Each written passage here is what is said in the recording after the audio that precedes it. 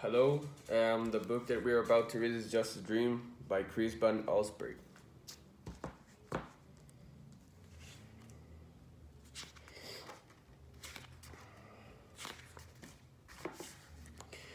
As usual, Walter stopped at the bakery on his way home from school. He bought one large jelly-filled donut. He took the pastry from its bag, eating quickly as he walked along. He licked the red jelly from his fingers. Then he crumpled up the empty bag and threw it at a fire hydrant. At home, Walter saw Rose, the little girl next door, watering a tree that had just been planted. "It's my birthday present," she said proudly. Walter couldn't understand why anyone would want a tree for a present. His own birthday was just a few days away. "And I'm not getting some dumb plant," he told Rose. After dinner, Walter took out the trash. 3 cans stood next to the garage. One was for bottles, one for cans, and one for everything else. As usual, Walter dumped everything into one can. He was too busy to sort through the garage, and especially when there was something good on the television. The show that Walter was so eager to watch was about a boy who lived in the future. The boy flew around in a tiny airplane that he parked on the roof of his house.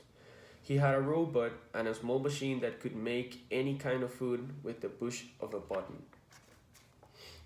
Walter went to bed, wishing he lived in the future. He couldn't wait to have his own tiny plane, a robot to take out the trash, and a machine that could make jelly donuts by the thousands. When he fell asleep, his wish came true. That night, Walter's bed traveled to the future. Walter woke up in the middle of a huge dump. A bulldozer was pushing a heap of bulging trash bags toward him. "Stop," he yelled. The man driving the bulldozer put his machine on neutral. "Oh, sorry," he said. "Didn't see you." Walter looked at the distant mountains of trash and saw half the buried houses. "Do people live here?" he asked. "Not anymore," answered the man. A few feet from the bed was a rusty old street sign that read Floral Avenue. "Oh no," gasped Walter. He lived in Floral Avenue. The driver revved up his bulldozer. "Well," he shouted, "back to work." Walter pulled the covers over his head. "This can be the future," he thought. "I'm sure it's just a dream." He went back to sleep, but not for long. Walter peered over the edge of his bed, which was caught in the branches of a tall tree. Down below, he could see 2 men carrying a large saw. "Hello," Walter yelled out. "Hello to you," they shouted back. "You aren't going to cut down this tree, are you?" Walter asked. But the woodcutters didn't answer. They took off their jackets, rolled up their sleeves, and got to work. Back and forth they pushed the saw, slicing through the trunk of Walter's tree. "You must need this tree for something important," Walter called. "Oh yes," they said. "Very important." Then Walter noticed lettering on the woodcutters' jackets. He could just make out the words "Quality Toothpick Company." Walter sighed and slid back under the blankets until Walter couldn't stop coughing. His bed was balanced on the rim of a giant smokestack. The air was filled with smoke that burned his throat and made his eyes itch.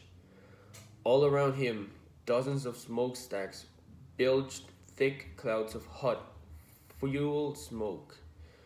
A workman climbed up the stacks. "What is this place?" Walter called. "This is the Maximum Strength Medicine Factory," the man answered. "Gosh," said Walter, looking at all the smoke. "What kind of medicine do they make here?" "Wonderful medicine," the workman replied, "for burning throats and itchy eyes." Walter started coughing again. "I can get you some," the man offered. "No thanks," said Walter. He buried his head on his pillow, and when his coughing stopped, he fell asleep. But then, snowflakes fell on Walter. He was high in the mountains. A group of people wearing snowshoes and a long fur coat hiked past his bed. "Where are you going?" Walter asked. "To the hotel," one of them replied. Walter turned around and saw an enormous building. A sign on it read Hotel Everest. Is that a hotel? Asked Walter. On the top of the Mount Everest? Yes, said one of the hikers. Isn't it beautiful? Well, Walter began, but the group didn't wait for his answer. They waved goodbye and marched away. Walter stared at the flashing yellow sign, then crawled back beneath his sheets. But there was more to see. Walter's hand was wet and cold.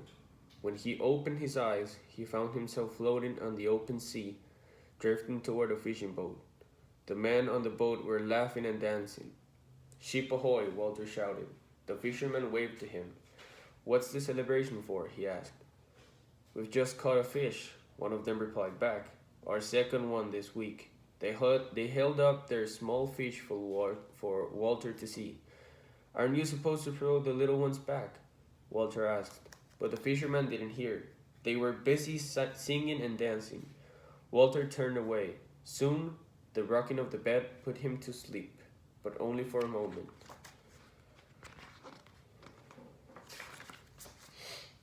A loud, shrieking horn nearly lifted Walter off his mattress. He jumped up. There were cars and trucks all around him, horns honking loudly, creeping along inch by inch. Every driver had a car phone in one hand and a big cup of coffee on the other hand. When the traffic stopped completely, the honking grew even louder. Walter could not get back to sleep. Hours passed, and he wondered if he'd be stuck on this highway forever. He pulled his pillow tightly around his head. This can't be the future, he thought. Where are the tiny airplanes, the robots? The honking continued at the night, until finally, one by one, the cars became quiet as their drivers, and Walter went to sleep. But his bed traveled on. Walter looked up. A horse stood right over his bed, staring directly at him. In the saddle was a woman wearing cowboy clothes. My horse likes you, she said. Good, replied Walter, who wondered where he ended up at this time. All he could see was a dull yellow haze. Son, the woman told him, spreading her arms in front of her. This is the mighty Grand Canyon. Walter gazed into the foggy distance. Of course, she went on. With all this smog, nobody's got a good look at it for years. The woman offered to sell Walter some postcards that show the Grand Canyon in the old days.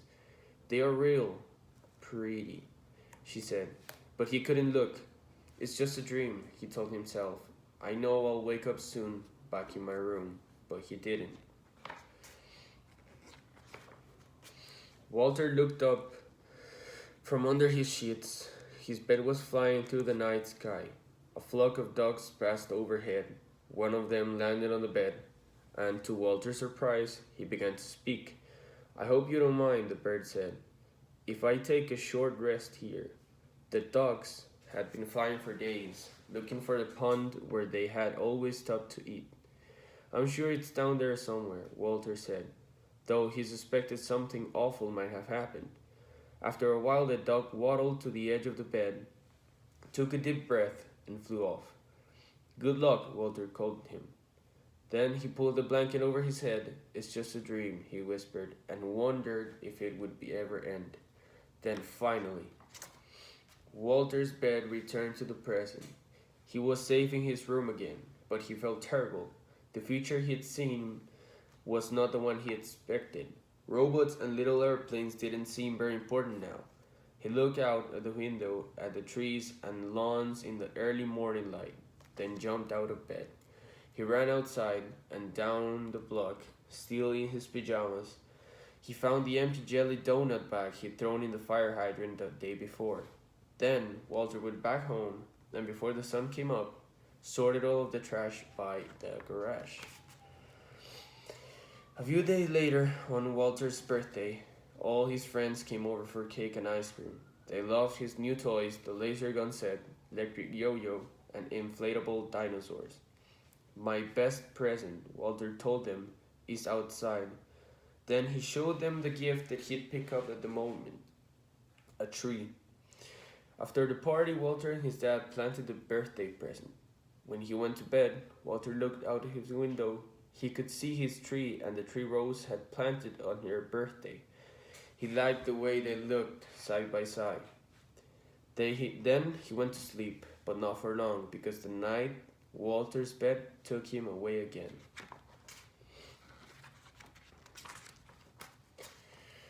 When Walter woke up, his bed was standing in the shade of a tall tree. The sky was blue. Laundry hanging from the clothesline flapped in the breeze. A man pushed on old motorless lawn mower. This isn't the future, Walter thought. It's the present. Good morning, the man said. You found a nice place to sleep. Yes, I have, Walter agreed. There was something very peaceful about the huge trees next to his bed. The man looked up at the rustling leaves. My great-grandmother planted one of these trees, he said, when she was a little girl. Walter looked up at the leaves too and realized where his bed had taken him. This was the future. After all, a different kind of future. There were still no robots or tiny airplanes. There weren't any of clothes dryers or gas-powered lawnmowers. Walter laid back and smiled. I like it here, he told the man, then drifted off to sleep in the shade of the two giant trees, the trees he and Rose had planted so many years ago. And yeah, that's gonna be the end of this story. I hope you like it. Thank you.